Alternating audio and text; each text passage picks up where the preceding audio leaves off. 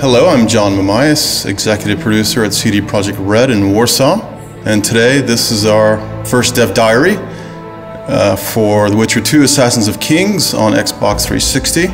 We'll be talking a lot about the new features that are going into the game, and I'll explain a little bit about the fact that the 360 is actually an adaptation from the PC title and not a simple port. What we mean by adaptation is to effectively rebuild the game so that it feels native to the console.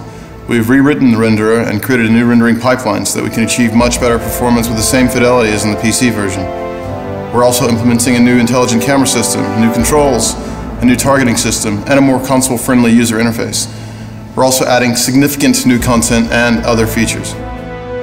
We took special effort to beef up the game for the Xbox release. We're in this great situation where we already had the game out there and people experienced it, and we have a lot of community feedback, and we want to put all this into this game and make it better. Especially it's very complex story. We want everyone to understand it. That's why we beefed up especially the final chapter of the game. We've put in some additional events, additional sub-quests, so that the story develops in the way we've imagined it, like the first time.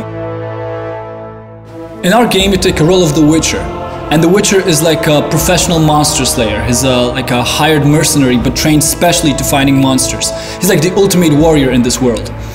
He was taken as an infant, by other Witchers, and he undergone a lot of mutations and very hard training, so that right now he's like the ultimate killing machine.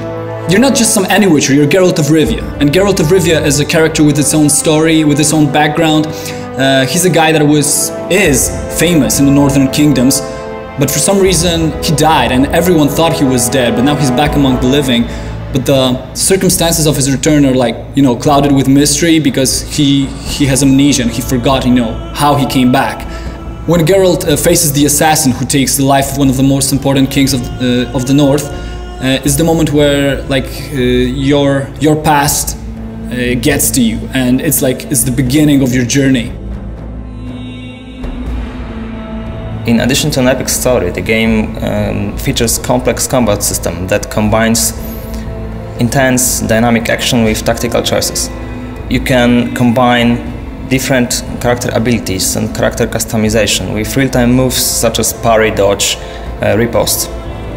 You can also choose from a variety of tactical options. You can use alchemy, traps and bait, you can throw bombs at your opponents, you can use different ranged weapons, you can use magical signs or magic.